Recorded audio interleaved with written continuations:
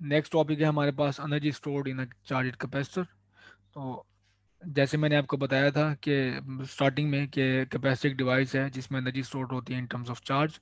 तो अब हम इसकी दूसरी डेफिनेशन देखने जा रहे हैं कि एनर्जी स्टोर होती है इन टर्म्स ऑफ इलेक्ट्रिक फील्ड।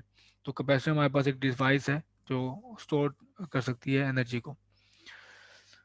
और स्टोर असल में करती कैसे है, वो ये है कि अगर आपके पास इनिशियली अनचार्ज ऑब्जेक्ट है, अनचार्ज हमारे पास यहाँ पे प्लेट है, और आप अगर आप इसको बैटरी के साथ जोड़ते हैं, ये पॉजिटिव टर्मिनल है और ये हमारे पास नेगेटिव टर्मिनल है। तो पॉजिटिव ये एनर्जी क्या करेगी, आ, यहाँ पे इसके अंदर एस्टेब्लिश कर देगी एक इलेक्ट्रिक फील्ड वायर के अंदर। और वो इलेक्ट्रिक फील्ड क्या करेगी, यहाँ से इलेक्ट्रॉन्स को ड्राइव करेगी, यहाँ से इलेक्ट्रॉन्स को निकालेगी और स्टोर कर देगी दूसरी प्लेट पे। तो यहाँ से एक इलेक्ट्रॉन निकला तो आपके पास आ गई प्लस, और यहाँ पे नेगेटिव आ गया। दूसरा इलेक्ट्रॉन निकला तो यहाँ पे प्लस टू प्लस हो गए, और यहाँ पे आपके पास एक नेगेटिव और बढ़ गया। तो इस तरह एनर्जी स्टोर होती जाएगी। और जितना इस पे जब आप चार्ज एक प्लेट से दूसरी प्लेट पे स्टोर करते चले जाएंगे, तो पोटेंशियल डिफरेंस भी इनमें बिल्डअप होता जाएगा दो प्लेट्स के दरम्यान में। और अम, जैसे चार्ज इसमें एक्सटेंड करते जाएंगे पोटेंशियल बढ़ता जाएगा, और एक पॉइंट आएगा जब बैटरी का पोटेंशियल और इस प्लेट के दरम्यान में पोटेंशियल बराबर हो जाएगा, फिर ये स्टोर होना बंद हो जाएंगे। और आपको जो बैटरी इसके अंदर जो वायर के अंदर इलेक्ट्रिक फील्ड भी जीरो हो जाएगी, और चार्जिंग प्रोसेस रुक जाएगा। ठीक। Energy in the final configuration does not depend on the actual charge transfer.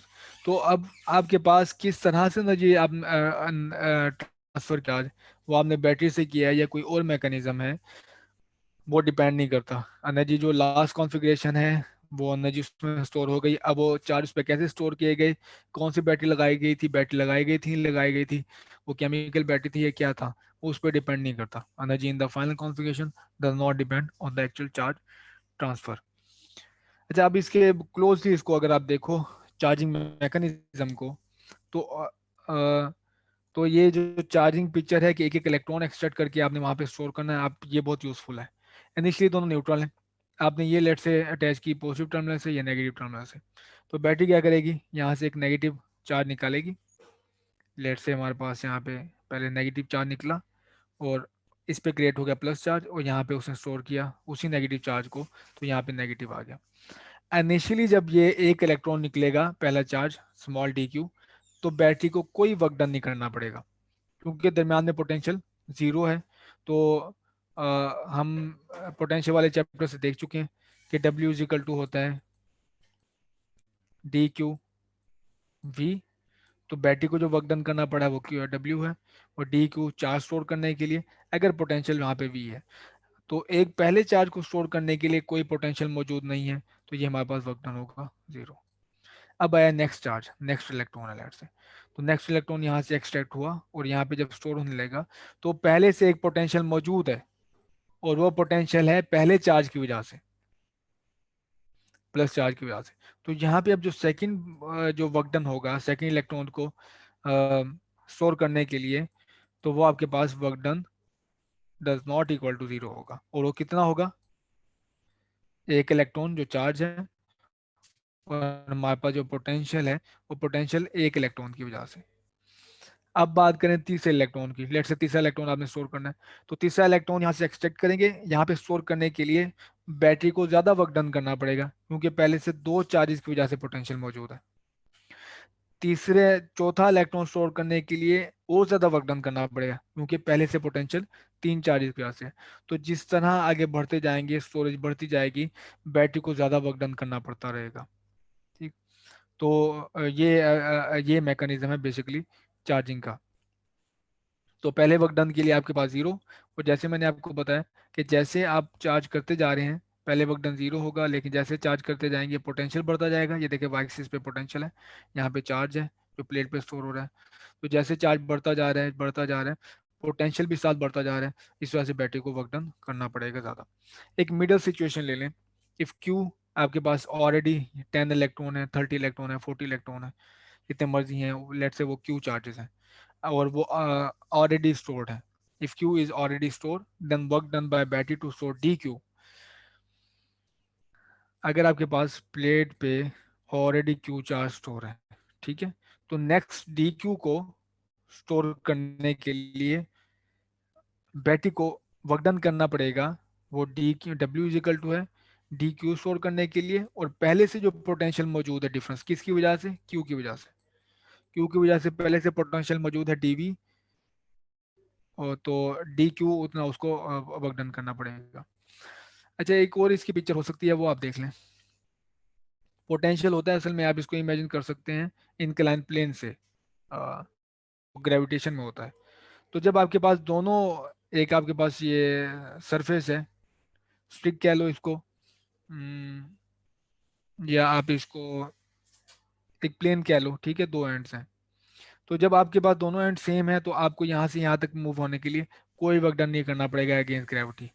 लेकिन जैसे आपने थोड़ा सा इसको इंक्लाइन किया तो फिर आप इसको वर्क डन करना पड़ेगा, आप ऊपर मूव करने के लिए अगेंस्ट ग्रेविटी, ग्रेविटेशन नीचे पुल करेगी, आप इंक्लाइन करोगे इतना, ठीक है, इतना। अब अगर आप इसको और स्ट्रिप कर दो तो आपको और वर्क डन करना पड़ेगा, आप इसको और स्ट्रिप कर दो आपको और वर्क डन करना पड़ेगा। तो जिस तरह आप चार्ज बढ़ाते जा रहे हो, असल में ये क्या हो रहा है, एक एंड जो है वो ज़्यादा पोटेंशियल पे जाता जा रहा है और दूसरा एंड कम पोटेंशियल पे जाता जा रहा है। तो इस वजह से नेक्स्ट चार्ज को जितना, पहले चार्ज को स्टोर यहाँ से यहाँ तक ले आने के लिए कोई वर्क डन नहीं करना पड़ेगा। लेकिन जैसे चार्ज बढ़ते जाएंगे तो ये इसी तरह स्लोप जिस तरह इस तरह बढ़ रही है, स्टीप होता जा रहा है, तो पोटेंशियल बढ़ता जाएगा, और जितना पोटेंशियल बढ़ता जाएगा नेक्स्ट चार्ज को स्टोर करना उतना मुश्किल होगा। तो टोटल जो एनर्जी स्टोर होगी वो सारे वर्क डन होंगे, कि जीरो चार्ज से लेके जब आप मैक्सिमम फुल चार्ज तक स्टोर करते हो, उसमें डी डब्ल्यू को आपको इंटीग्रेट करना होगा। तो ये बसल में बेसिकली डी डब्ल्यू है। डेल्टा सी की जगह पे हमारे पास इस कैपेसिटर के लिए फॉर्मूला होता है Q is equal to C V. तो सी वी की वैल्यू आ गई हमारे पास यहाँ पे, और ये रही कैपेसिटेंस की वैल्यू सी। तो मैंने यहाँ पे वी की वैल्यू सेट कर ली, क्यू डिवाइड बाई सी, तो क्यू डिवाइड बाई सी आ गया यहाँ पे, और डी क्यू यहाँ पे मौजूद था। अब अगर आप इसको इंटीग्रेट कर दो, वो सारे वर्क डन जो जीरो चार्ज से लेके मैक्सिमम चार्ज तक स्टोर करने के लिए लगे हैं, आप उनको इंटीग्रेट करोगे, और वो मुश्किल नहीं है, 1/c कांस्टेंट है, यहाँ पे क्यू डी सी आ जाएगा। और क्यू डी सी का आप क्यू की इंटीग्रेशन लोगे रिस्पेक्ट टू क्यू, तो ये बन जाएगा क्यू स्क्वेयर डिवाइड बाय 2, ठीक है। और लिमिट्स क्या है हमारे पास, जीरो से कैपिटल क्यू तक। तो लोअर लिमिट आप पुट करोगे जीरो हो जाएगा, अपर लिमिट पुट करोगे वो कैपिटल क्यू है, तो Q square divide by 2c। ये energy stored in the capacitor है। आप देख लें एट द रिजल्ट क्या है, वो जो मैट्रिक्स इंडिपेंडेंट है, Q square over T C 2c। और energy stored in electric field between plates. तो मैं ये दूसरी डेफिनेशन आप देख रहे हैं कि जिस तरह आप चार्ज एक प्लेट से दूसरी प्लेट पे ले जाते रहें, पोटेंशियल डिफरेंस बढ़ रहा है और इलेक्ट्रिक फील्ड बढ़ रही है, इलेक्ट्रिक फील्ड भी इंक्रीज हो रही है और दोनों पोटेंशियल डिफरेंस भी इंक्रीज हो रहा है। तो एनर्जी बेसिकली स्टोर, पहले प्लेट में जब आपके पास चार्ज नहीं मौजूद था तो दरमियान में कोई इलेक्ट्रिक फील्ड मौजूद नहीं थी, लेकिन जैसे चार्ज बढ़ता गया तो उसमें इलेक्ट्रिक फील्ड स्ट्रॉन्ग होती गई दो प्लेट्स के दरमियान में। तो एट द एंड जब कॉन्फ़िगरेशन हमारे पास फुली चार्ज हो जाए ये कैपेसिटर, तो उस कॉन्फ़िगरेशन में इलेक्ट्रिक फील्ड अपनी मैक्सिमम वैल्यू होगी। तो जो आपने बैटरी ने वर्क डन किया है वो स्टोर हुआ है इन terms of electric field between the plates. अब अगर आप स्पेसिफिक पैरेलल प्लेट कैपेसिटर की बात करें तो ये हमारे पास ये रिजल्ट है।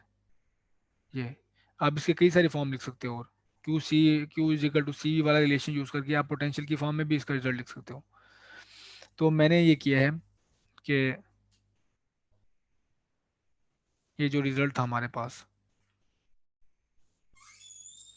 1/2 क्यू स्क्वेयर डिवाइड बाय सी। तो मैं एक फार्मूला यूज कर रहा हूँ वही वाला, Q is equal to C V वाला। तो इधर क्यू की वैल्यू पुट कर दो आप, 1/2 सी बन जाएगा, और क्यू की जगह पे है सी वी स्क्वेयर। तो ये आ जाएगा 1/2, एक सी से कट जाएगा, ये सी और ये वी स्क्वायर बन जाएगा, ठीक है। तो इस तरह से तीन फार्मूले मेरे ख्याल में हैं। आप इन टर्म्स ऑफ सी लिख सकते हैं, आप in terms of Q V लिख सकते हो, ठीक। तो ये फार्मूला मैंने यूज़ किया, और फार्मूला की यहाँ पे आ गई वैल्यू सी की, यानी कि सी की वैल्यू है। हम्म, तो ये है 1/2 सी वी स्क्वायर। तो यहाँ पे वैल्यू आ गई सी की, यहाँ पे आ गया वी, दो पोटेंशियल के दरम्यान में, दो प्लेट्स के दरम्यान में जो पोटेंशियल डिफरेंस होता है वो है ई टी। ठीक है, क्योंकि इलेक्ट्रिक फील्ड आपके पास यूनिफॉर्म है। तो ई डी आ गया, ई डी का स्क्वायर। तो आप ये देख सकते हैं कि रिजल्ट टोटली कन्वर्ट हो गया इसे, एक डी टी से कैंसिल हो गया आपके पास, यहाँ पे ये आ गया रिजल्ट। तो अब अगर आप इस रिलेशन को पूरे को डिवाइड कर दो वॉल्यूम से, वॉल्यूम बनेगा प्लेट्स का एरिया, और अगर आप उनके दरम्यान में जो डिस्टेंस है उससे मल्टीप्लाई कर दो तो प्लेट के दरम्यान में जो वॉल्यूम है वो आ जाएगा। ये वॉल्यूम आ गया, उससे हमने इसको डिवाइड किया। तो से you divide by A D, और इसको डिवाइड करोगे ए डी से, वॉल्यूम से, तो ये मेरे पास ये कैंसिल हो जाएगा, और ये रिजल्टिंग क्वांटिटी आएगी जो स्मॉल यू ई है, इसे हम कहते हैं energy per unit volume, energy per unit volume. तो यहाँ से भी आपको नज़र आ रहा है, यहाँ से साफ नज़र आ रहा है आपको कि एनर्जी डेंसिटी, एनर्जी स्टोर हुई है इन टर्म्स ऑफ इलेक्ट्रिक फील्ड। तो इलेक्ट्रिक फील्ड आपके पास हो तो आप बता सकते हैं कि एनर्जी प्लेट्स के दरम्यान में एनर्जी डेंसिटी कितनी स्टोर हुई है, एनर्जी पर यूनिट वॉल्यूम कितना स्टोर हुआ है प्लेट्स के दरम्यान में। एक सिंपल प्रॉब्लम है वो देख लेते हैं।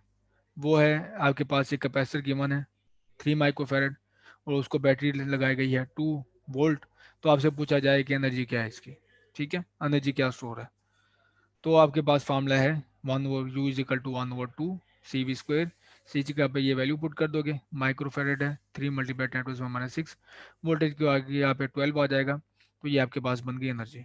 अब अगर आप इसी कैपेसिटर को, सेम कैपेसिटर को अप्लाई करो, कनेक्ट करो वी वोल्टेज बैटरी से, तो अब पूछा जाए एनर्जी कितनी स्टोर होगी, तो आप वो आसानी से वो भी बता सकते हो। सेम फार्मूला यूज होगा, कैपेसिटेंस सेम है, 1/2 CV²। सी की जगह पे इस बार आएगा 3 × 10⁻⁶, सिक्स की जगह पे वोल्टेज की जगह पे आपके पास आ जाएगा 6।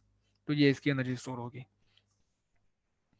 तो ये हमारे पास है कि आपके पास कैपेसिटर की कैपेसिटेंस की गिवन हो, वोल्टेज की गिवन हो, तो आप आसानी से एनर्जी बता सकते हैं। तीसरा प्रॉब्लम नंबर 33 है, show that the energy associated with the conducting sphere of radius R and charge Q surrounded by vacuum is U is equal to K E Q square by 2 R. तो आप, अगर आपको याद हो कि हमारे पास जो एक चार्ज कैपेसिटेंस जो थी एक सिर्फ अकेले स्फीयर की, हमने याद करें एक ही सिर्फ ऑब्जेक्ट की, जो सिंगल ऑब्जेक्ट है उसी कैपेसिटेंस कैलकुलेट कर थी, वो था sphere, conducting sphere. Conducting sphere की कैपेसिटेंस थी C = 4πε0 कैपिटल आर। और हमें चैप्टर नंबर प्रीवियस चैप्टर से पता है कि आपके पास अगर एक कंडक्टिंग स्फीयर है तो उसका जो पोटेंशियल होता है Q/4πε0 डिवाइड बाई आर। तो यही रिलेशन है, हमने एनर्जी बतानी है सिर्फ। सी की जगह पे वैल्यू पुट कर दें, बी की जगह पे वैल्यू पुट कर दें, तो आपके पास रिजल्ट आ जाएगा सेम, के ई क्यू ओवर 2 आर, के ई क्यू ओवर 2 आर।